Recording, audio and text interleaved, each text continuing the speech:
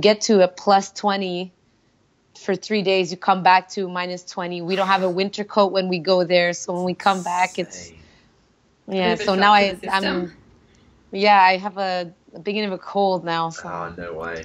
You know, we actually we interviewed James Hobart, and he just pushed through because he just got the end of the cold, but he'd done a level 1 that weekend, so it's like, hey guys, like just talking so husky all the whole time. He had this tea drinking. Yeah. So if you need to pause and grab some water, like please. Yeah, well, I'm actually gonna take my fish out of the oven before it burns. Oh, good. Hold on a second.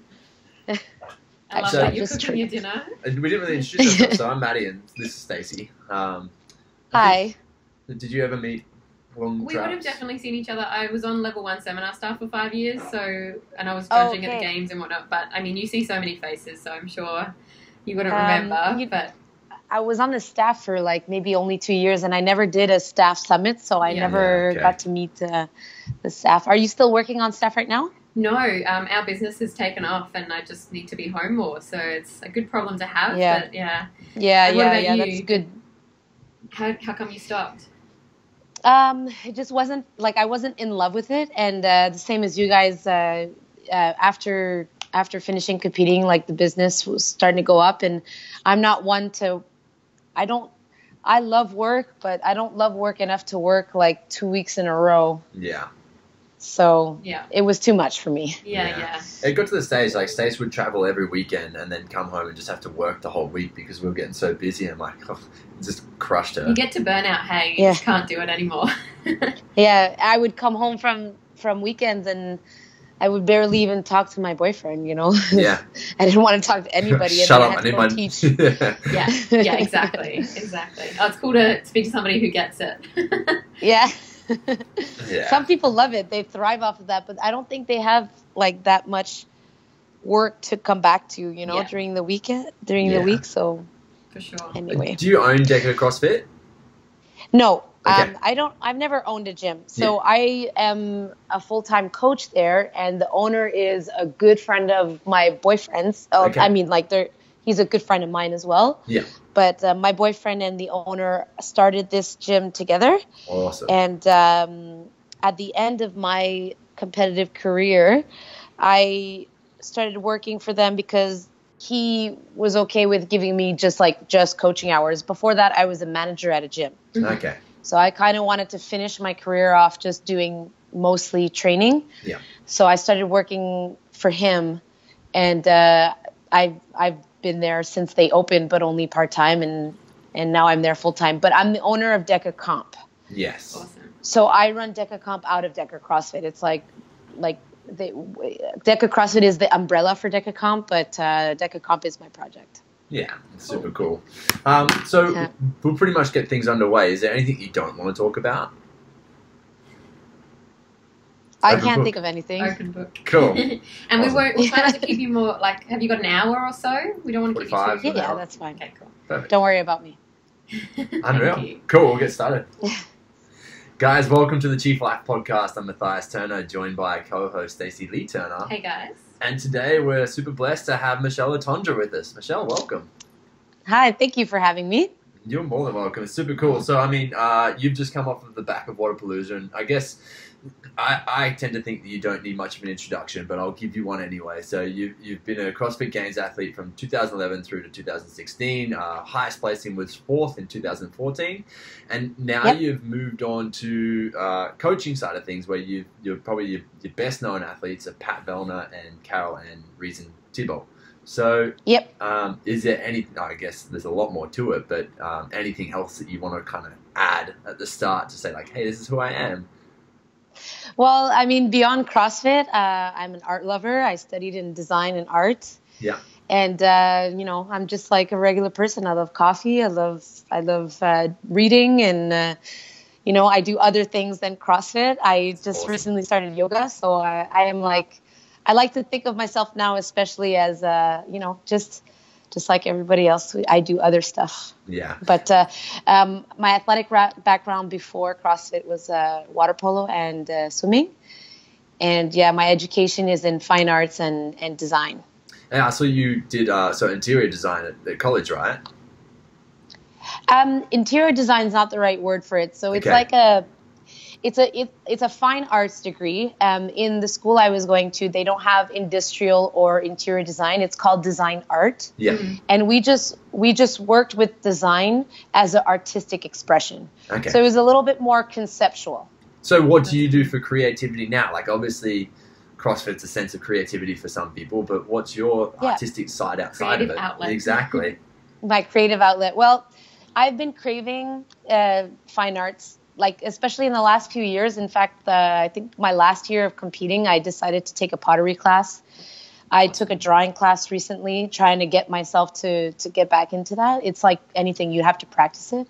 But programming is essentially my creative outlet right now. I try to be varied, and I try to challenge people in different ways using traditional CrossFit methods. Yeah. So that keeps me up, at night. Like, I get ideas, just like when I was studying, I get ideas when I go to bed. I'm like, oh crap, I need to take note of this before I forget it, stuff like that. So I think that's my creative outlet, but I try to read. And I actually, before sitting down with you guys, I started a drawing. So I'm trying to get back into the whole drawing thing. Awesome. Cool. Nice way to debrief at the end of a big coaching day. Yeah, it is. It's like you guys know CrossFit. When you do CrossFit, no matter what position you're in, whether it's just an athlete or coaching, it consumes most of you. Yeah. So and just like regular people try to do things for themselves by going to CrossFit class, I try to do that and schedule specific times for myself. So I just picked up yoga recently, and I'm going to try and get an hour of drawing a week, things like that. Yeah, I think it's super important. It's where people get lost is like they lose themselves within something, and then eventually they have to come back to it because it's like, well, they just get lost. And it's like they get buried from it. Or that thing that they're so consumed by isn't there anymore, and then they don't know where to go after that. Yeah. I always knew that was going to come after a CrossFit competitive career. Like, I mean, I only did it 6 years, and some people have been doing it for way longer than I have. But I knew that it was going to be important to have something after, because, all of us are accomplished adults. We have degrees and we have a whole bunch of things, but it's different in practice. It's easy to say, but it's very different when you're done doing something that consumes every bit of you. You really need to find something that you can do, and you're not forced to define yourself by the sport, So that's super important. And it was I can't say it was a hard lesson learned, because I've always had something. When I was studying, I always had a job, and I always worked while I was competing. Always, I never stopped working, so I always had something else. But this past year was definitely a huge, eye-opening experience for me as a person. Well, it's just such a change, right? Like having to adjust everything. So, how many hours were you training compared to how many hours you train now? Just for instance. Well, right now I do group class at 8 a.m. Yeah, nice. That's pretty much what I have time to do. Yeah. On occasion I'll do another extra little something with buddies or yoga. But before, depending on when, I was never one to train too much volume. Yeah. So I think my big days had about 5 hours of training at the very most. Yes. But in my last year I was training at the most 3 hours a day. Which is still pretty insane, right? To go from that. And you're talking about, so outside of 3 hours of training, you've then also got your recovery, you've got your food. So, a big thing is coming from off of training so much and being able to eat so much to going back to not eating very much. Like, that can be devastating to some people. Yeah, it was, I kind of miss being an athlete for the food. I have a big appetite, so it was a struggle for me not to gain too much weight after, but it's important to also, I think the biggest lesson I had to learn was to let go past in anything, in pressure on performance, in food, in lifestyle. After competing for so long and being so regimented, and you're like, oh, I can finally let loose, but it's really hard to let loose. You're like, well, if I let loose, I'm going to lose my figure. And, body image is such an issue for everybody in CrossFit and competitors alike. It was so important for me to stay looking fit, but it's not that important in the grand scheme of things. So you have to let go of that. And it's like most things, it's easier said than done. So it was, I'm just now starting to kind of accept myself as just like a general population, life. I want to, I eat when I can, I eat as healthy as I can, and I train when I can. And, it sounds pretentious, but it's harder than it sounds. Oh, yeah, no, I get it exactly makes perfect sense. But it's almost like you have to go through a grieving process. Like your identity is kind of changing.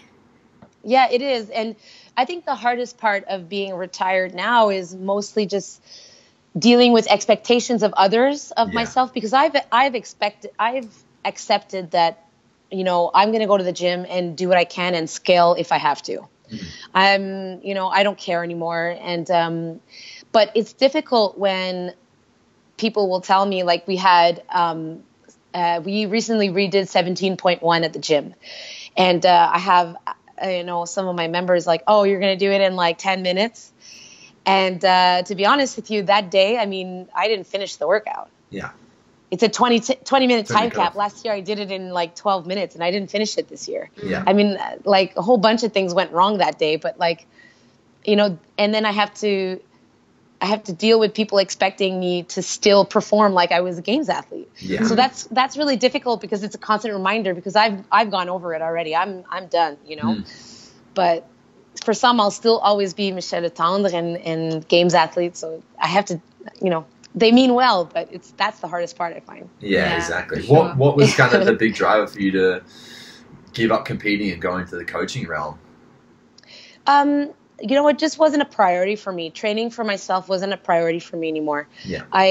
In 2015, I think I had like probably one of the worst experiences of my life competing, but I had one of the best years training. Okay. I had a really good year of training. I was fitter than I'd ever been in my life, and I felt so good going into the games. And I just had it was a devastating experience. After Murph, I was in a really good shape at the end of the day in ranking. But the weekend after Friday, so we competed Wednesday and Friday. Yeah. And after Friday was just like all hell. I couldn't jump. I couldn't eat. I couldn't sleep. I couldn't do anything. And I finished the weekend feeling like I wasted a year. Yeah. And I just remember telling my boyfriend, just like, I'm not going to train an entire year to have a shit competition. Excuse my language. No, go for it. And then, I decided to stop that year. And after a little bit of reflection, I said to myself, I'm just going to do one more to finish off on a good note with a different mindset and a different perspective. And that's what I did. Yeah. So it wasn't difficult for me to stop. But, 2016, unfortunately, was a really injury-prone year. I had a back injury. I had shoulder problems. I had feet problems. I had problems with my fascia in my feet. I had problems with my knees. So it was just like really the year to like stop. And I had the most fun though competing. That's good. But when I was enjoying training, but when you don't enjoy competing, it's not worth it anymore. Yeah, I was going to say, like, was it hard to get yourself back to the games that last year because you'd almost made the choice, like, okay, I'm done, and I had a bad year last year. Like, was it incredibly hard to even get back there? No, because I had very little expectations. Okay. So I was just enjoying the process a lot more. Yeah. I was enjoying the fact that I can still see specialists, and work with specialists and learn new things and try to experiment and push myself. But also on the flip side, accept that I was never going to be the best at something. And, when you're younger, you really think you're invincible and you can do anything you want. And it's okay to think like that. But when you're older, you kind of realize that you can't. Yeah. So I was accepting those limitations, and by accepting that, I was really proud of what I was accomplishing. So it was a good year overall, even though I had a lot of injuries. I wasn't frustrated so much. I mean, at times, yes, but I had confidence in what I had done every year past. So, when you're a new athlete, getting injured is a big deal. as for me in 2016, getting injured was, you know, an opportunity to get better on the bike, to get better on the running, to get better on the, you know, whatever it is that I needed to get better on. So it sounds like you were in a really good mindset that last year. Yeah. You really shifted it. Yeah. It can almost make you a better coach now moving forward because of the lessons that you've learned through your own experiences of it has been challenging and you have worked through that. Yeah.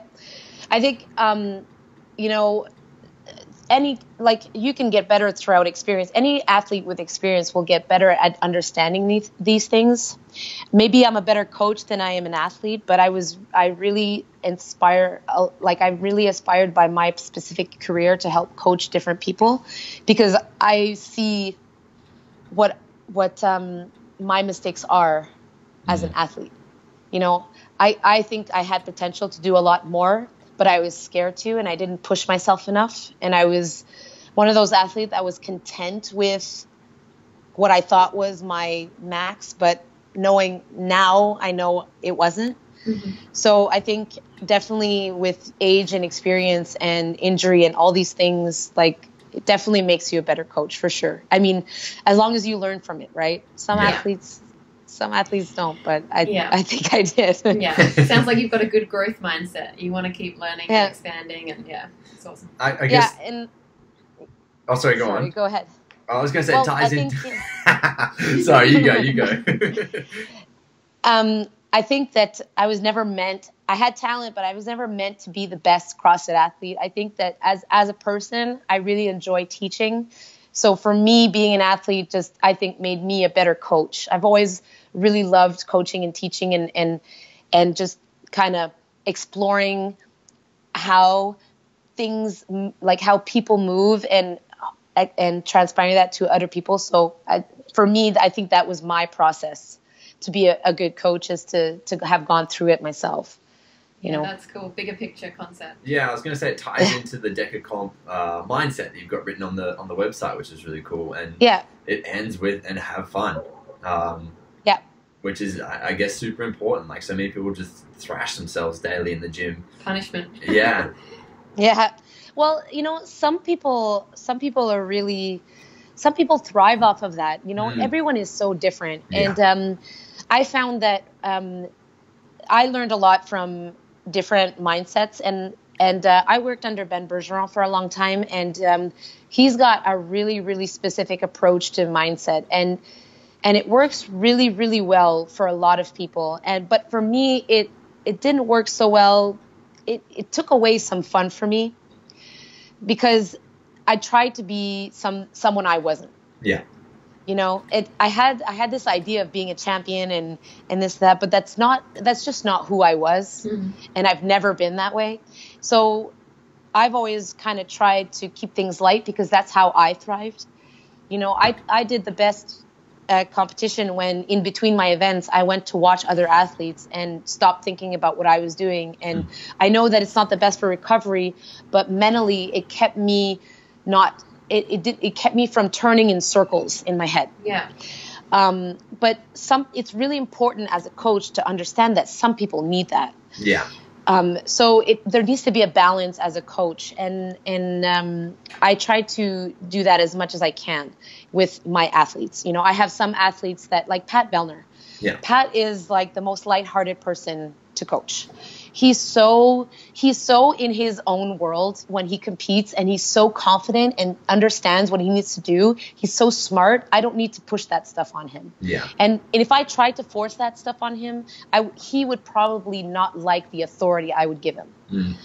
You know, and whereas I have some athletes that really, really need to be pushed almost angry to be able to thrive, and they love it.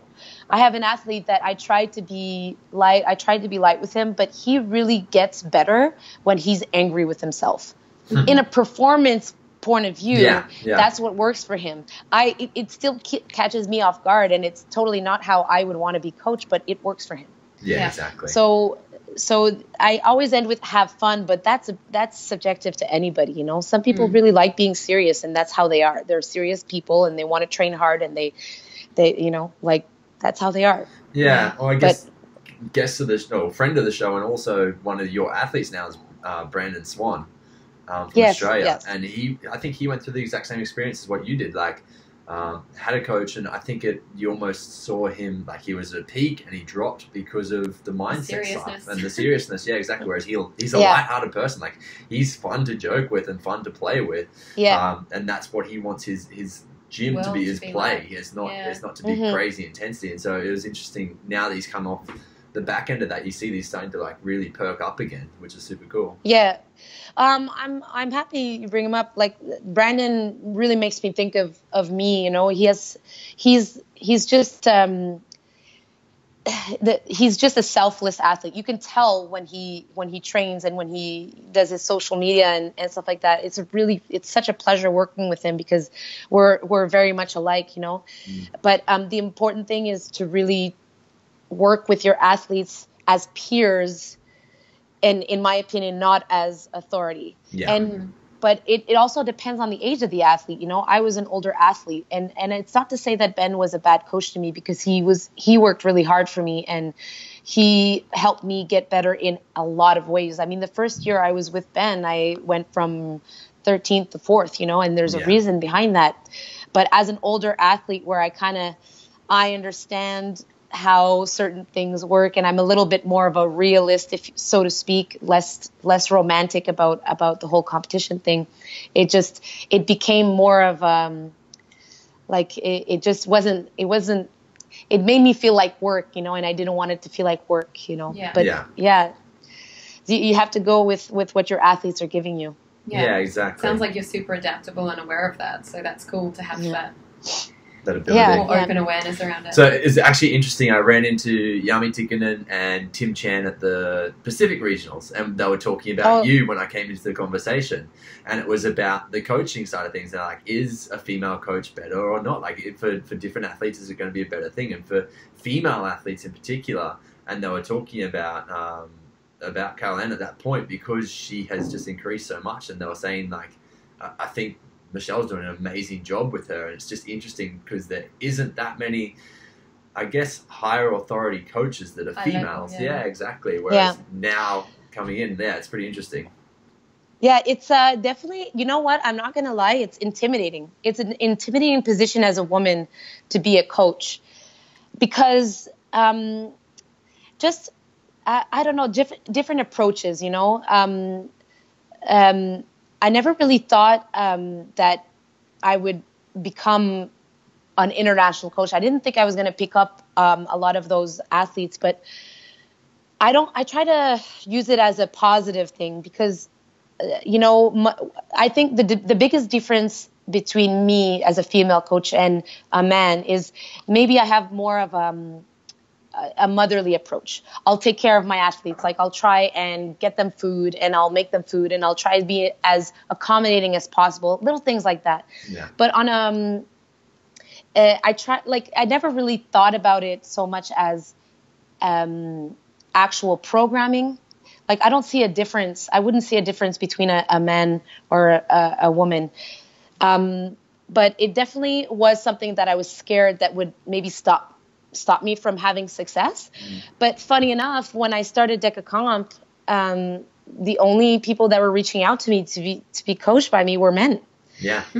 And you know, I love that. I love working with men, because I find them somewhat easier to coach. I mean, it depends on the woman. I've never really, I don't have the experience. I work with Caroline, and she's like super easy. You tell her to do something and she's going to do it. Yeah. The feedback is always positive, and it's always like, you know, I tried to do this, it didn't work. I tried to do it and it worked, and thank you, and, you know, move on. Yeah. That's that with yeah, sort of. But to be honest with you, I have men that are very emotional, and I have women that are not emotional, and it's all different. So I feel really honored to be able to take on this position as a coach, whether I'm coaching women or men. And I really would love to see more female coaches out there. But it's a very intimidating position to be in, when you know that you're coaching a guy, and he can very easily think, well, what does she know? You know, I've experienced that many times. When I started coaching in CrossFit, before going to the games, I had guys that would roll their eyes at me, and guys that would start CrossFit, you know, coming from regular gyms and looking at me and saying, what does she know? And then I remember a guy telling me after I went to the games, I'm sorry, you know, I should have known better and I should have listened to you. And I'm, you know, but, you know, that's okay. That's, people learn. And if I can help them learn, then that's fine. I don't see it too much. Like, I don't see it, you know, I don't feel that. Yeah. I don't feel that it's different. It's interesting that you mentioned about having emotional guys, because then it's less of a gender thing and more of a personality thing. Yeah. Oh yeah, totally. You know, I think the biggest difference between female competitors and male competitors is definitely a personality thing. And we know that, like, female athletes are more emotional, but in different ways. Male athletes are emotional, they get angry. Female athletes are emotional, they get sad, or they express it more. Yeah. But in training, in every day-to-day things, I don't see a difference, you know, like, you know, I think the biggest difference, actually, you know what, now that I think about it, the biggest difference I see between female athletes and male athletes is that male athletes are less afraid to try. I find myself, and I'm talking more about regular members, like in my gym. I find that the women have difficulty trying, and they have difficulty accepting that they might fail, or they feel like they won't excel, or they won't be able to do it without, you know, consequence. Yeah, exactly. But I think that's a protection mechanism that have to do a lot with, like, protecting them and their family. My sister just had a baby. So I'm noticing a lot of different traits in her that I see that have direct result to her. I don't want to get hurt because I don't want to have difficulty taking care of Stan, her son. Yeah. And so she's your identical twin? We're fraternal. Okay. But we do look a lot alike. Yeah. I was going to say, if you were identical and then you had all the same traits and then you see all these more motherly traits coming out, it would be, like, really noticeable. Yeah. Yeah, well, I mean, I feel it too, because personally I take care of Stan on a regular basis. Like, every day she comes to the gym, and for that hour that she works out, I have her baby. And since having that baby in my life, I definitely see things differently. It changes. They don't lie when they tell you it changes your life, you know. Yeah. It really does. That's cool. You touched on something before about like, whether it's a male or a female program, it doesn't really matter. And so I guess, like, in regards to the program, and yes, program is important, but what is the difference, I guess, that Deka's doing, that you guys are doing with Deka Comp? Well, when I was in my last year of competing, I was doing everything I could to not be by myself in training. I tried to find friends. I tried to be around people, and I wasn't following the same programming as my gym. Yeah. And so I wanted to change that and figure out a way to consolidate high-level competitors with the actual gym that they train in. I wanted it to become a club and not just a competitor training at the gym. Oh yeah, I train at, you know.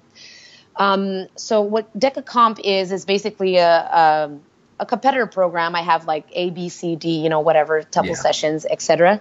But within that program, I choose sections that I have the competitors do in class. Okay, cool. So that way that these competitors are being coached. And they also bring up the level of the class, like the intensity of classes that have competitors in them are always higher. Yeah. So that's what I think is different. I mean, a lot of gyms are probably doing that, but I'm trying to get not only athletes to do the programming, but I'm really trying to get other gyms to do this programming as a way to consolidate and put the competitors and their regular members together. But overall, my programming is, I try to avoid the overly high volume. I mean, we have high volume stages, but I like to program you know, skills and technical work as much as I program strength and gymnastic work. So every day there's a specific, like, idea, like you're practicing this movement, Yeah. and then you're going to try to apply it. It's not that different from other programming, but it just has the Michele Letendre touch to it. Yeah. You know, I like certain combinations. I like to work a lot with high skill movements. I feel like on the programmings I've done, they either do only high skill work and just grunt work, but I try to consolidate both together. So that's the kind of work I like to do. Yeah, that's cool. But yeah, and you know, I do double sessions maybe 2-3 times a week, and I do one day where I focus a lot on conditioning, and I have 2 weightlifting days and 2 gymnastics days, and that's pretty much what we do. But what I tried to set out was to sell this programming to gyms so that they can create a club, like much like when we used to play sport when we were young. And because some gyms have like 10% competitors and 90% general population. Yeah. I still feel like the general population would benefit from that 10% of competitors. Yeah, definitely. For sure. That's definitely. Awesome. I agree completely with what you said about the competitors lifting up the class in general. Yeah. Like it's going to make the whole thing a lot more competitive, or not competitive. It's just like, they see what can be achieved. Exactly. Exactly. I think it definitely, it takes away, I find. So what I felt like also after when I was training is that I felt like as a games athlete in my gym, a lot of people were kind of intimidated by me because I was always alone and doing my own thing. And this is something I found out after talking to some of them after my career, but they felt that I was hard to approach. But I find that sad. If you have a high level athlete like that in your gym, that shouldn't be the case. No. So I just feel like it needs to be brought down to a human level. Like games athletes are just like everyone else, and they should be in a group class if they can be. Yeah, doing the same thing. Yeah. That's cool. Yeah. And then you've got something to relate it to as well. Kind of gives the people in the class something to shoot for. Yeah, and it's the CrossFit methodology. Our needs differ by degree, not kind. So I really want to apply that as much as possible. And it forces the coaches to be a little bit more creative with their scaling options. It forces the coaches to look at high level movement and more beginner movement in the same class. Yeah. So it's also a way for me to kind of help coaches create a learning environment in their everyday life. Yeah, no, that's super cool. And so how much do you help with like the 1%ers then? Like if you're talking about, I guess, some of your high level athletes, like how much are you working on rest, recovery, nutrition, and like what are you diving into with them? Well, I've always felt like nutrition is something that I don't step into. I work with a nutritionist. They're called Pro Energy Nutrition, and I suggest that my athletes should go see them. Yeah. So I don't want to give them the wrong advice because what worked for me does not work for them, and I'm not educated in that field. Yeah. So I do not think it's appropriate for me to suggest my athletes to specific nutrition plans. Uh-huh. So that's why I tell them to go see a specialist. Yeah, cool. I mean, I always suggest specifics in my stimulus in my program. So I'll suggest that how to attack certain workouts, how much rest they should take between sections, et cetera, et cetera. On a more, I have about 8 or 9 athletes that I work with on a more personal level. And I really try to work more with their lifestyle and their schedule than anything else. I mean, I modify the workouts for them based on their weaknesses. But really it's more like, okay, I'm trying to manage their life and their training so that it doesn't explode on competition. Yeah. With Pat, I work a lot on his struggling. So Pat's never really struggled through workouts. He's really fit. And, I try to really break him up a little bit in training so that he can get stronger in a more productive way than just do strength cycles. With Caroline, I'm trying to work with more agility stuff. She's super fit. She's very strong, but she lacks a little bit of athleticism, a little bit of agility. So I'll like she'll do most of the programming, and then I'll put in some agility pieces for her, more odd stuff, you know. But for the other athletes that are more regional level, more open level, really what it is trying to maximize their training with the time that they have. Yeah. You know, the rep schemes have to be appropriate for them and stuff like that. Yeah, that's super cool. And your higher level athletes, do they sort of spend a lot of time on their own recovery that you don't really have to touch it? Like, are they going and using infrared saunas? Are they doing mobility? Are they getting in float tanks and things like that?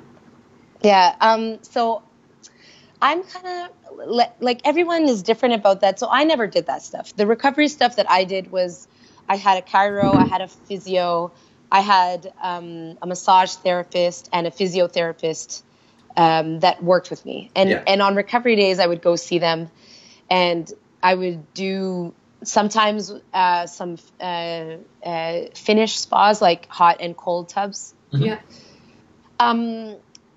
But other than that, I feel like it's something that I feel like athletes need to be responsible for. Yeah. I don't want to become their mother. You know, they need to be responsible with those things. That's really important. You know, like as a coach, if I take care of everything, when they compete and I'm not there, or if I'm, you know, whatever. So they need to be independent and learn to do that kind of research themselves. And the same way I did it. Yeah. And I don't like that. I think there's a little bit of overkill on the recovery stuff, the mobility stuff. And, you know, like, most of my athletes don't train enough to do all that stuff, like the soaking and stuff. I also found that if the program is right for the athlete, then they shouldn't be getting injured, and therefore they're not needing as much work anyway. That's true. If movement is incorrect to start with, then they don't. It's going to cause more problems. Exactly, it's going to cause the issues, and they're going to need more mobility or whatever else, like extra recovery. Whereas if the athlete moves well, the program's good for them. In general, their body's not going to be so beat up that they need to completely flog themselves with recovery as well. No, I agree with you 100%. I mean, technique is so important for me. And most of the athletes I work on one-on-one, I really ask them to send me a video so that we can fix things. Yeah.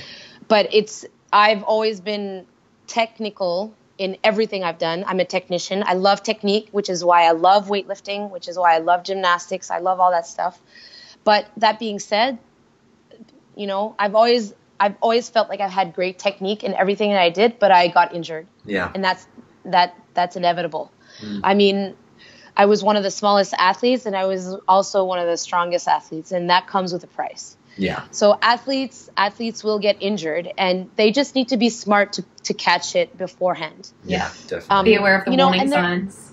Exactly. But I really feel like if you constantly think of recovery and you're constantly thinking of avoiding injury, it will happen. Yeah, it's almost like you bring it to your universe. So I think there needs to be a little bit of balance in a life of unbalance. You know, like athletes aren't balanced individuals. We all know that. You know, they're extreme in a lot of ways. Yeah. But there needs to be a certain kind of accepting that, you know, your shoulder is going to hurt sometimes. You know, sometimes your musculature, the way you sleep, you know, it's going to hurt for a week or so, and then it's going to go away. You need to trust that you're eating well enough that it's going to affect your recovery. You need to trust that you need to know when, okay, I'm hurting, or okay, I'm probably going to get injured or whatnot. You know, but I've never been one to. I don't like that whole soaking and cryo stuff. And now I went at Wodapalooza. I saw this new thing where you get injected with some fluid that's legal, and it helps your recovery more. Like a straight IV drip, or was it? No, I don't even know what it is. It's legal, like supposedly. It does, but it's just to me that's just too much. It's too complicated. Yeah, it sounds a bit extreme. So, but recovery is a big thing right now. It's like massive. It's like squatting with feet parallel. It's really in right now.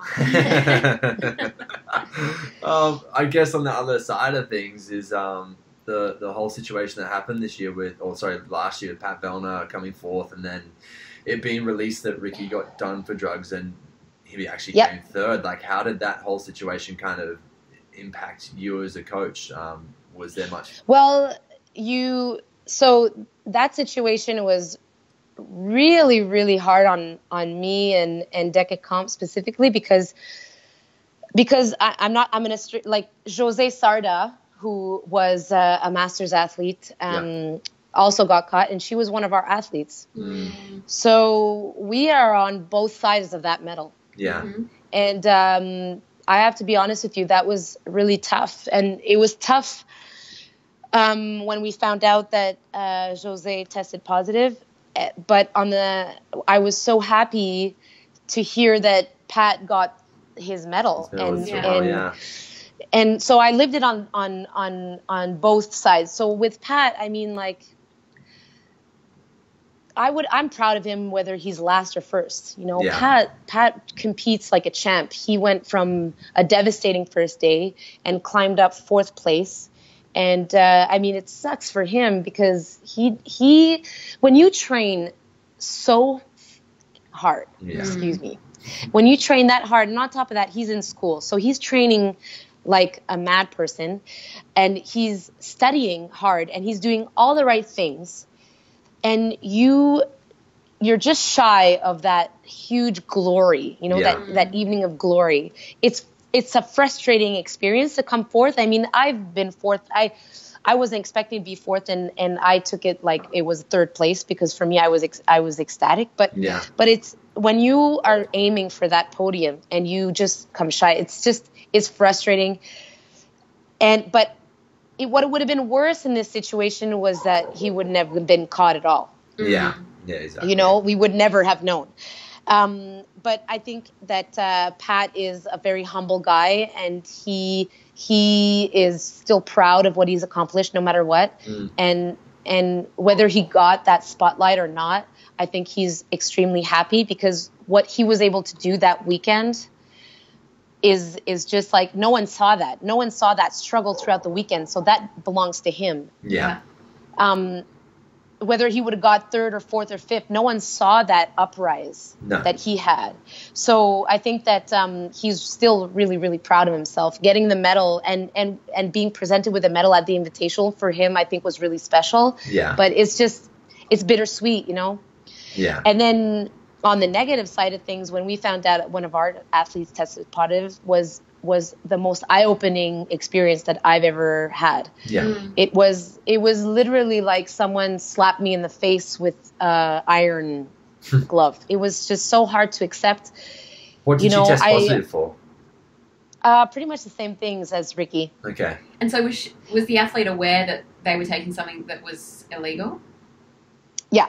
Okay. Yeah. So that's like a double whammy for you guys, because if it's like an accident, then it's like, oh, okay, like that sucks, but at least you didn't even realize. Whereas if you're actively choosing to do it, what was hard after was gaining back trust. You know, I had to send a message to all my athletes, and I had to speak to them in a very harsh tone, and I had to make sure that this doesn't happen again. And, you know, ever since that happened, I have anyone who signs up for Deka Comp has a waiver to sign, and they have to click on a link that sends them to the drug policy of CrossFit Games, and they can't have a membership without clicking on that link and reading the rules. So it was hard, you know. It's hard because all my life I've always fought clean. I've never taken anything. I've never even thought of taking it. It's never crossed my mind. Yeah. To me, it's completely out of whack to put your health and your well-being in danger for something that is so, the word in French is ephemeral. You know, like winning the CrossFit Games lasts 1 year. Exactly. Yeah. It's minimal in regards to your whole life. It's minimal. To me, an athletic endeavor is process oriented and is accomplishment oriented, and winning a medal means nothing. Yeah. It means nothing if you can find that same value of a gold medal in a 5th place finish. Yeah, exactly. So taking drugs for that gold medal just means that your heart's not in the right place. So it hurts to see that kind of attitude. But it's everywhere, and the I still have trouble looking at athletes sometimes and trusting what they're doing is legit. And I hate saying that because I've always tried to give people the benefit of the doubt, because I've been accused of being all kinds of stuff. And the worst thing I took is creatine. It took me 5 years to take creatine. I didn't want to take it. But with my age and trying to keep my strength up, you know, my boyfriend's like, you got to take creatine. And I said, okay, fine, I'll take it. You know, like, it's hard. It's so hard, but it's life. You have to fight. No matter what, you have to fight the good fight, and you have to do it the right way. No matter what comes out of it, you have to do it the right way. So it was a difficult experience, and it lasted a long time. But now our team and our athletes and me are back on track, and we've learned a lot from it. Yeah, I guess, like you said, the best thing is that they did get caught, because it's brought to the front of mind. So it's out there now. Like, people know and understand that it's actually getting tested as well, which is good. And you get to reinforce your integrity and share your perspective on it. Yeah. Well, it was, you know, and I'm going to be selfish too. One of the biggest fears I had was that because I had an athlete that tested positive, that would reflect on me as a coach that promotes that stuff. And, you know, I've always been firmly against that from the bottom of my heart. I can't even begin to, like, how angry I was at that situation. But like you said, you learn from it, and it's like one of those things, like, oh, it's never going to happen to me, and fuck yeah, it happens to you. Like, it affected, I think it affected our team more than it affected the athlete in specific, because you know, we trust our athletes so much, and we are so proud of them. And it hurts like I'm sure parents feel like that when they find out their kids took drugs, you know. It made me think of that. It made me think of when I got caught smoking weed and my parents found out. Not angry, I'm just really disappointed. Yeah, that's the worst. On the other side of things, I don't know if you've heard about this, but there's a transgender, so a guy who's now a lady, who's competing in the 105 kilo category in Australia. Weightlifting. And she placed second. In the worlds. And so it's like... She. How do you... What's your outtake on, I guess, a male who's now a female competing in a female sport? For you as an athlete, like, if you were in that weight class and you were having to go against them as an athlete... That's a hard question. If you'd rather not answer, we understand, because it's quite a hot topic at the moment. But I mean, I have my opinion. Everyone has their opinion. I'm not afraid of this kind of discussion. Okay. Yeah. But those are important discussions to have, because you know, everyone wants to compete in a certain way, and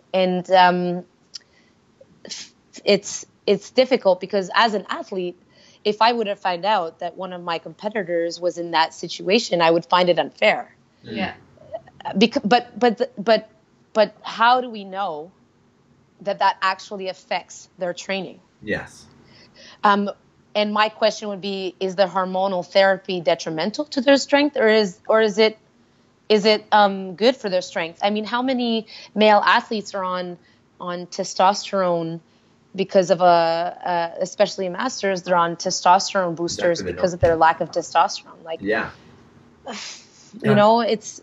I guess that's where it becomes really hard, because it's like, if we can't take a testosterone booster, then what's to say you can take an estrogen booster? Like, it's still taking a drug to some extent to make a situation beneficial for you, and it's such a tough thing. But it's like, at the same time, to take away right of competition to someone it's difficult, but that I feel like that person should be somewhat understanding of the actual situation. But it's an emotional situation for them. But I really feel like they should be aware of every effect of their decision. Much like people who take steroids to you know, they should be aware of the consequences of everything in a really objective way. But to be very firm with my answer, I would feel it to be unfair. Yeah. Whether it is or it isn't in reality, we don't know the facts. No, exactly. You know, so from an athlete's perspective, I would feel it to be unfair. Yeah, I mean, there's many cases of it. It's not just this that's happening. Like, there's a power lifter that went and lifted literally, I think it was like almost 100 pounds more than everyone else, and same situation, a guy gone girl, and was breaking records because of it. It's like, well, should that record stand or not? And I like what you were saying about think of everything objectively, and for an athlete like yourself, you would think of everything objectively and have that integrity. Whereas I think it depends where people are coming from, whether it's driven by just wanting to get a medal and how far they would go. Like, I hope that's not the case, but how far some people would go just to get a medal or just to stand on a podium. I would doubt that would be a motivation to change sex. That's a huge decision. That affects, I can't even imagine, because it's such a long process. But I would definitely feel like it would be almost impossible for those athletes to be completely objective, because they want to compete. You know, but it's tough. Yeah, exactly. That's the thing. We're not going to solve it at the end of the day anyway. But no. But it's an important discussion to have, because everyone should have a right to do what they want. Like, there's no. I mean, I think there was a situation with that in CrossFit where there was a transgender athlete that was refused the ability to. But I believe, if I'm not mistaken, that CrossFit based their decision on pre-existing rules in other sport, but I'm not 100% sure. Yeah. I don't really know. And I guess at the end of the day, like, if they've still got the genitals of the opposite sex, then should they be known as? That's tough. And then, it definitely is tough, because, you know, in some countries they recognize a third gender, like, you know, like, so definitely is a difficult question to ask. A very interesting debate. Yeah, and I guess it's more so like, it's not we're doing it because we want to attack transgender at all. It's because it's the integrity of the sport, I guess, to some extent, that you're trying to make sure that it doesn't get tainted. That it's fair across the board. And I guess that's why we kind of bring it up. Just it is pretty like, it's interesting. It's interesting. It's big in the news, I guess, at the moment as well. I don't know if I would go as far as affecting the integrity of the sport, because that person is lifting weights. That person is doing a snatch and a clean and jerk as best they can. Yeah. And they are competing in a sport now. But when you put it in a competition perspective, that becomes just a fairness issue. Yeah. You know, but someone beat her, right? Yeah. Yeah, exactly. So she got second. Yeah. So. Which is good to see. Yeah. That's awesome. Yeah, exactly. That's a really valid point. Yeah. So I guess good for that one. Going back to Deka Comp, so I guess how does a competitive program differ to what you're saying? Like, you do gym programming as well. So how's that kind of differ? And what do you offer at gym? It's the same program. Yep. It's literally it's A, B, C, D, E, F, G, whatever. Yeah. And I'll take section B and section E, highlighted in red, and that's the group class workout. Yeah, super cool. Now, so on sometimes I'll keep the weight as is, and sometimes I'll modify the weight for a comp weight and an RX weight. Yeah. I do this because I really want people, no matter who they are, to achieve something, and for them to understand that the weight is not the important thing, but the stimulus is. So to me, like, most of the time when I write weights on workouts that are meant to be heavy, those weights, like, no one takes them in the gym. Yeah. But the idea is that all of our coaches are assigned to say this should represent about X% of your max, whatever it is. Yeah.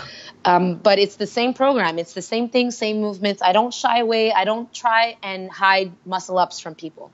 I don't try and hide squat snatches. I don't try and hide dumbbell squat snatches. I try and include those movements as much as I can in those classes. Now, I try to do it smartly so that if I have a high skill workout that day, I'll try to avoid putting a strength section so that we can really take the time to teach the movement. Yeah. But it is the same program, the same movements, the same rep scheme, unless we scale for specific athletes.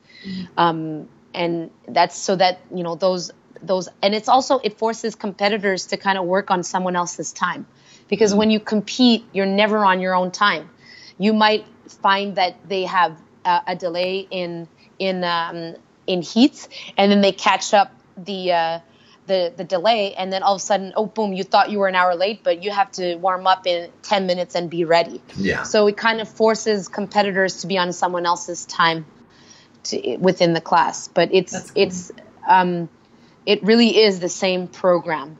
And what we do in our gym is that we have Wi-Fi. So on our TVs, we have all 3 programs. We have the gym program. We have the gym Wi-Fi. Yeah. And then we have the Deka Comp regular Wi-Fi. And then we have the Deka Comp Masters Wi-Fi. Yeah. So even our members, if they have extra time and they have sections in the workout, in the day's work that they want to do after their class, they have access to it. So cool. the extra stuff for the competitors is done outside of class within the open gym, or we're lucky enough we have a mezzanine, so they can work on the mezzanine as well. Yeah, super cool. And where did the name Deka come from? Well, Deka is from the 10 physical, like the 10 general physical skills of an athlete. Yeah. So agility, you know, and then we found out that Deka is short for a steroid. we didn't know, but apparently there's a steroid that starts with Deka something. There you go. We didn't know that, but Deka CrossFit is Greek for 10. Okay. And CrossFit, Deka Comp obviously is from Deka CrossFit. Yeah. That's super cool. Yeah. And so I guess there's actually a blog on your website talking about finding your anchor as an athlete. Which I read and I thought was super cool. Can you kind of dive into your concept behind that a bit more? Oh man, that I wrote that a while ago. So that article was for, you know, coaches have inspiration. Okay, this is something I found out when I was working with Ben a lot. He always had like the flavor of the month kind of thing. Yeah. And I was going through. I was reading a lot of psychology books, Ryan Holiday, and just a lot of like. What are they called? Self-help book almost? Self-helps, but there's a specific philosophical movement that Stoicism. Stoics, there you go. Yeah, I'm listening to one of them at the moment. Yeah, so I was reading a lot about that, and I always found that when I was competing, I always was able naturally to keep focusing on work as little blocks. Yeah. Like very abstractly to me, it was just getting those little blocks in line to get the workout done. It was just, to me, every workout was like a puzzle. Mm-hmm. So I was trying to figure out in a very, very tangible way how to get through workouts very quickly. And I always just stay focused. But a lot of people find I find a lot of people, especially people with real goals of getting to regionals, I find them just always getting caught up in what this means for me to make it to regionals. Yeah. They were always in their workouts, and I can see their eyes drift to, fuck, I'm never going to make it to regionals if this is how I'm doing. Yeah. Like, oh my God, this is so hard. And blah, blah, blah, blah, blah. And everyone is always trying to think of positivity, but it's so abstract. Thinking positive and is so like, it's not well understood, I find, because they're like, oh, I'm getting caught in negative thoughts. Shit. Fuck. I'm thinking negative. Damn it. This is so hard. Fuck. I'm thinking negative again. Like, God damn it. And then it's like just done. Gone. Yeah. But so as I was reading a lot about this, I find that it's important to show people that thinking negative is inevitable, and it is impossible not to unless the workout is easy. You know, or unless you're in that 1% of time in that 1% of time where everything lines up properly and you're pacing things so well and you're right, like you're warmed up perfectly and everything is like, which happens like never. Yeah. You're always going to think negative. And I was trying to help athletes kind of figure out what works for them to keep them grounded and to keep them working on whatever it is that they're doing. And it's not just for workouts. I mean, like workouts, like it's for everything, really. It's just a way to keep things in perspective, really. But I find it's important to kind of find a way to make this workout a workout. Yeah. You know, people get really caught up in when they compete, they really think ahead of themselves and they forget their training. Exactly. So, yeah, but I'd have to read that again to really like get myself minded about what I was. I should have told me. I would have read it again. I guess like something that we do a lot with our nutrition clients is just talking about like, what's your reason for doing it? What's your why? Like, why is this important to you? Why did you even come to us to start with? Like, if you're failing every weekend, why is that happening as well? Like, look at the bigger picture and kind of figure out exactly like what is your anchor. And connecting to what you were saying about stop focusing so far in the future. Exactly. Like be right here, right now. What's the choice you can make right now that will help you continue to move forward? Yeah. I have an athlete that is constantly competing in my programming. He is probably one of my favorite athletes to work with because his issues are so not programming and they're so not desire. It's really just trying to figure out what will help him excel. And if I can help him do that beyond just CrossFit, I think he would become a very productive and good human being, you know? And so working with him is really interesting. And a lot of my articles about that are really trying to get to understand him more. He's like really good for me, because I'm learning a lot through this guy. Yeah. But every time there are workouts where I program a workout that I use regularly that is really, really hard. And it's a 30-minute EMOM. And 1 minute is a 10 or 8 calorie row with 5 burpee over erg in the same minute. And the alternate minute is 30 double unders with 10 power snatches in pounds, 75 pounds for men and 55 pounds for women. So it's pretty light, but it's a lot of work in each minute and it's 30 minutes long. Yeah.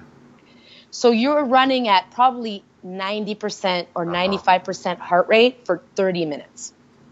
Now, I know it's almost impossible. Yeah. I tried to do it and I did it in the class and it's 20 minutes. I managed to do it for 20 minutes, but 2 more minutes of that and there's no way I could have done it. And the only people that have actually completed this workout the first time, I think there's 3 of them in my group of athletes. There's 3 of them, and 2 of them being Caroline and Pat Vellner. Yeah. So that workout was like a puzzle. To me, it's like one of those workouts where you need to figure out what puts you in the best situation to get the most amount of work done in that 30 minutes. Yeah. It's not a training workout. It's a puzzle. And it challenged him so much because in that EMOM, all he's thinking is, I'm not good enough to make it to regionals. You know, I'm not good enough to make it to regionals. And I'm pretty sure I wrote that article when that workout was happening. But it to me, that's the kind of workout where you need to apply that anchoring technique that everyone works on. You know, everyone talks about how mental training is so important. Yeah. But how do you work on that as an athlete? You know, it doesn't happen like that. How do you work on it? And you have to try and figure out training sessions that are challenging enough for athletes to try and apply it, but not breaking them. Yeah. So to me, that was one of them. And some athletes are really good at accepting the fact that, oh man, I wasn't even close to getting that done. Like, geez, what can I do? And okay, I'll skip a minute. And on the fly, they're making decisions. Yeah. And some athletes are not good at making decisions on the fly. So, you know, after that workout, I looked at him and I said, this workout is not to show you that you're good enough to make it to the games, but this workout is meant to help you make decisions to put you in the right spot. you're not going to win this workout. You're going to try and figure out how far you can get into it. Yeah. You know, so, and that was a huge, huge learning experience. And it took him 3 tries, this particular athlete, and he got it. He got the 30 minutes, but yeah, he managed to do it. But, and what I'm starting to learn is that this guy, different environments affect him differently. You know, I find that when I'm in his training zone, he doesn't perform well because I create a lot of pressure for him for some reason. But he managed to do it when he was in Florida getting ready for Wadapalooza. So there are ways that he anchors himself really well. But when he sees me, I think he starts to think a lot about things. So you see how every athlete has different ways of anchoring. Mine was very just like I zoned out and I just completely forgot about everything around me. Whereas some athletes really need to be actually like blocked off, you know? Yeah. So those are all really good learning experiences for the athlete and for the coach. It just goes to show how much like internal, external pressures can really have an effect on your whole weekend, really, as a competitor. Yes. Yeah. Totally. And I remember being down in CrossFit New England and training with Katrin and Ben. And every time I trained when Ben was watching me, I would give up. I would literally give up and I would accept defeat, or I would stop pushing, or I would feel completely not up to par with what he was expecting from me. And that's totally not him. That's how I learned a lot, that I am really afraid of pushing myself to failure, and I hate it when people see me fail.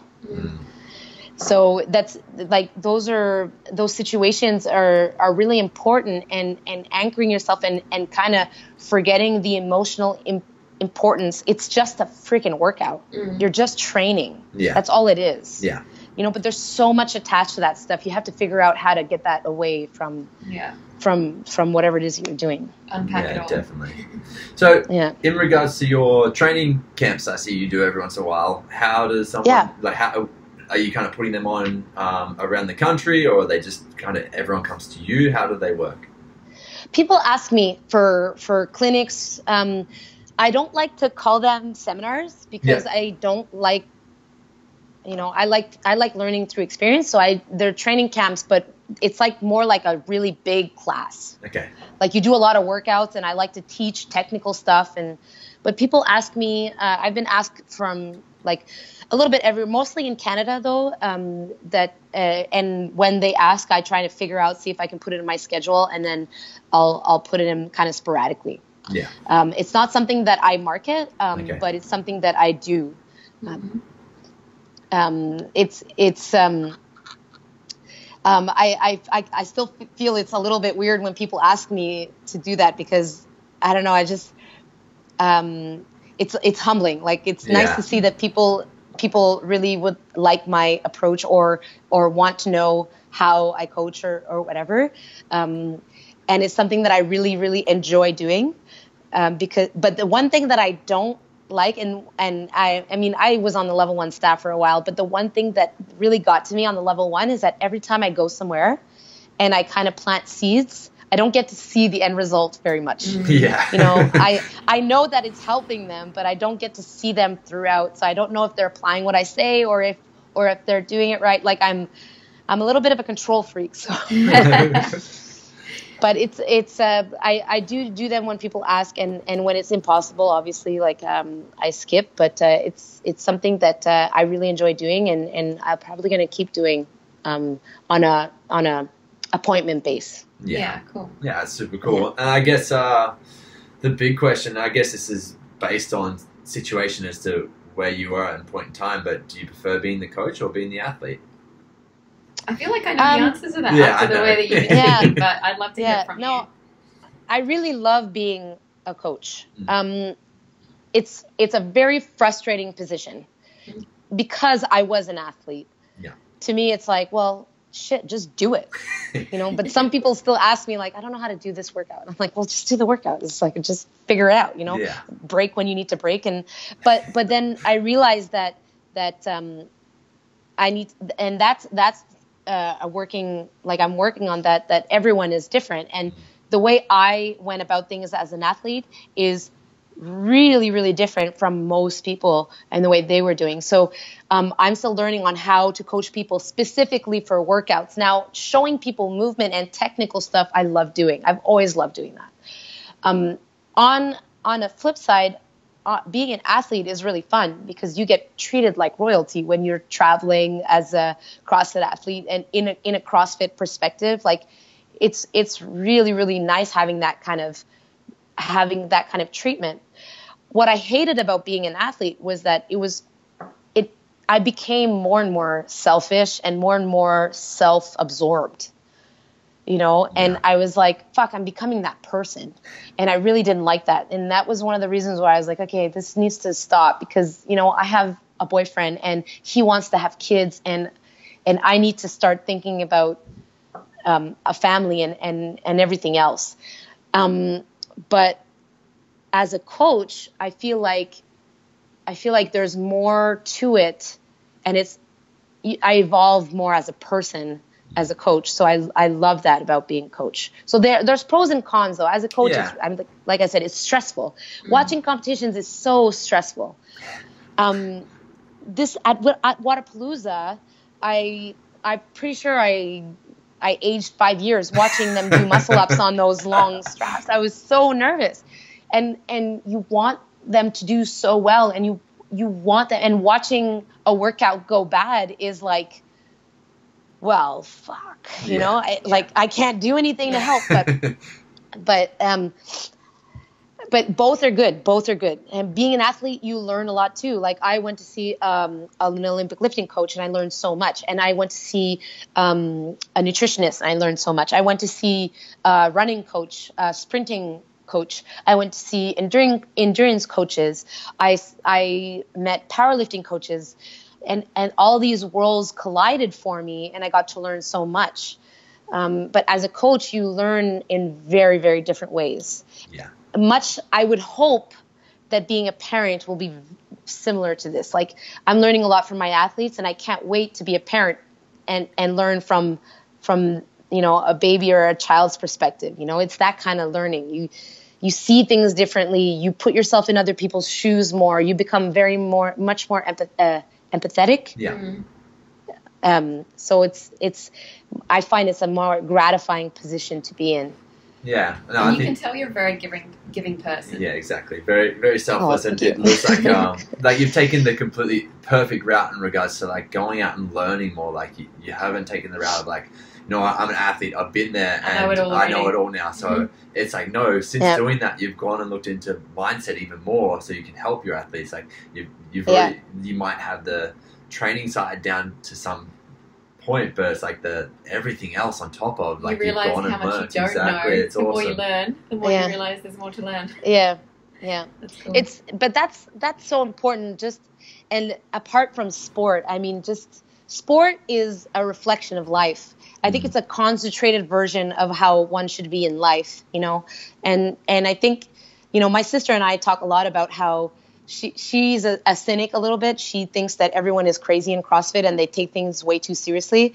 I just think that it just attracts the people who are very passionate about visceral things like, effort and work and like all these like really, really powerful and condensed emotions and feelings.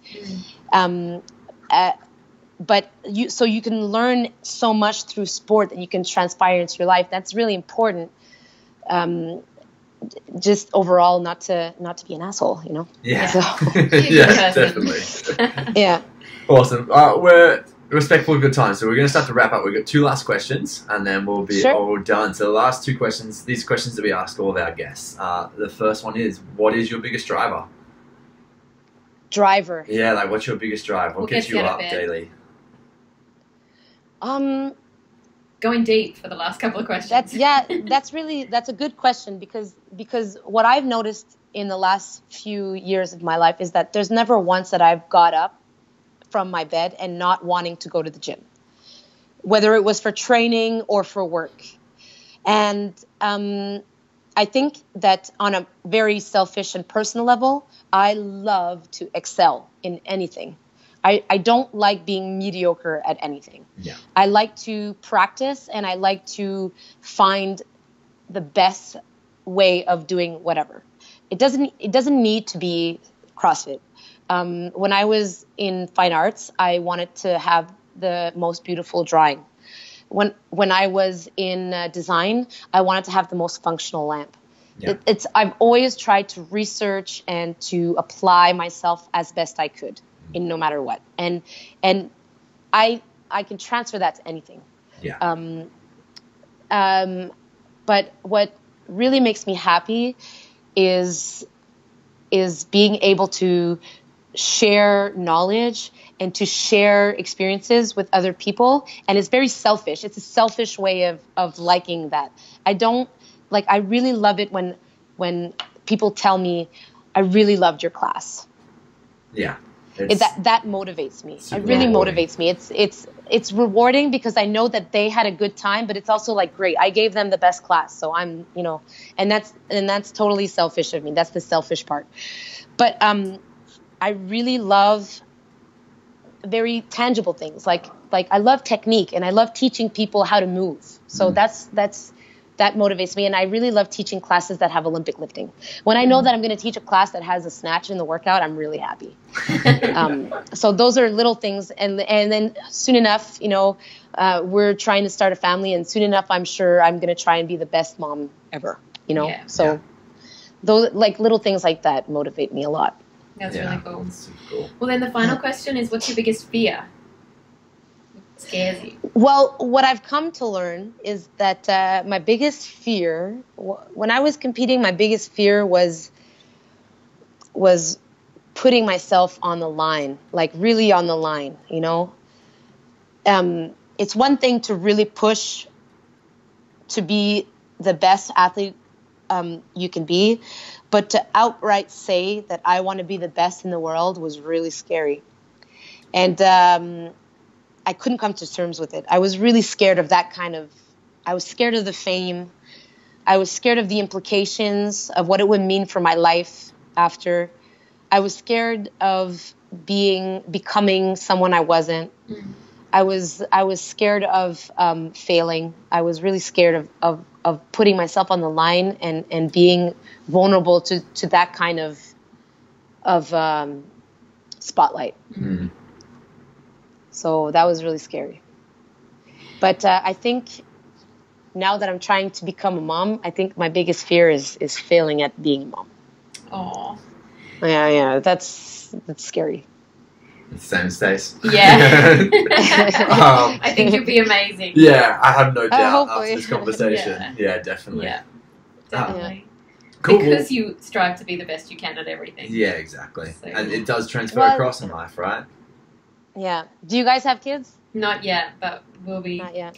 For the listeners, if they were asking that, we just got married a couple of months ago. Oh, congratulations. Thank you. So the next question is, and when are you having kids? So towards the end of this year, we'll start. Yeah. We'll start trying. Everyone asks me when I'm going to marry me and my boyfriend. We live together. We've been together for 6 years, and we know we're not getting married. And everyone's always like, "When are you getting married?" Yeah. Not going to happen. Yeah. Americans they're very sensitive on that issue. Yeah. It's okay to have kids without getting married. Yes. It's normal here. Yeah. Oh, that's super cool. Well, good luck with that. Cool. Yeah. Well, thank you. Same to you guys. Eventually. Thank you. So I guess in regards to how can people get in touch with you, with Deka Comp? How do they get on board? What's the best way to kind of touch base with you?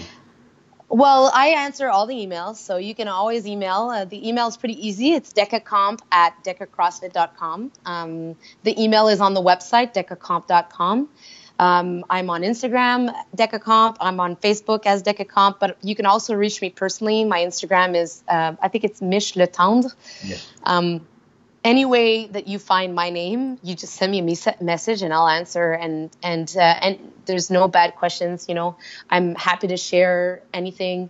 If people have questions about anything with regards to programming or even just overall movement, I try to answer as much as I can. So I'm, very, very reachable. You've also got the trial week on your website. So if anyone wants to see what the program might look like, then the trial week is available for download. exactly. It's free to download, and you can give it a shot, or you can ask questions on that specific program. It changes all the time, but yeah, for sure, you can download that. Awesome. Well, we'll attach all your contact details to the show notes so that people can make sure it's have all a look. there. But Michele, thank you so much. This has been really cool. It's been actually a very insightful hour. It's been super cool to talk to you and hear your point of view. It's cool to see the athlete go on coach, because I feel like so many times you see good athletes haven't had the struggle, and so they've never had to learn or fight hard for it in some extent. So it's like, it's really cool to see that your battles have turned into wins, and it's like you said, like, people are afraid to fail sometimes, but it's like you can grow so much from your failure, and it's exactly what you've done, which is awesome to see. So thank you so much for your time. Well, thank you for having me. It was a pleasure. Enjoy your fish. Yeah. I will. Yeah. Thank you so much, guys. Thank you. Thanks, that was awesome. Yeah, it was really cool. Good to meet you and talk. And yeah, this will go live not this Thursday, but Thursday week. And so I'll just tag you in it and everything. Yeah. Cool. Next, this coming regionals, I'm working on possibly making my way out to see Brandon and to coach him during regionals. So I might see you guys there. Perfect. Yeah, we're planning on having a stall there. So yeah, we'll definitely be about. Awesome. Cool. Amazing. Look forward to meeting you in person. Well, hopefully everything works out, but it's a little bit pricey and far. But if I get things aligned, then I'm gonna try and make my way out there. It's a business trip. Write it off. Exactly. Tax deductible. But it's getting the funds. I know. Yeah. We're I don't know. Like I feel like Swanee needs another chance. He deserves another chance yet. Like I think he's got the potential. I think that it's. I definitely feel. I honestly really feel like he's got the potential. It feels like he was lost for a little bit and kind of like didn't know what to do. After watching him, I watched all his regionals, and there's no reason why he didn't make it. There's no reason. I think it was just a confidence thing. Yeah, I think like working with Swifty as him. much as he thought it was going to be a good thing, it really knocked him. Like his personality got crumbled for ages. So. Yeah, he was talking to me about that. Yeah, like it's interesting to see how he's come back around. I feel like he's back to his old Swanee self. He is, like, Oh, good. I'm happy to hear that. I'm really happy to hear that. Yeah. So, yeah. Cool. You can take credit for some of that. Exactly. Hopefully. Yeah. But I feel like he's gonna get a new chance, and if not, then he really tried. You know, he works hard and he has fun, and that's what he needs to do. Yeah, exactly. Excellent. We'll let you go. Yes, thank you so much, and I'll email you through all the details. Great, thank you so much, guys. Take care. Great, thanks. See ya. Bye. Take care. Have a good one.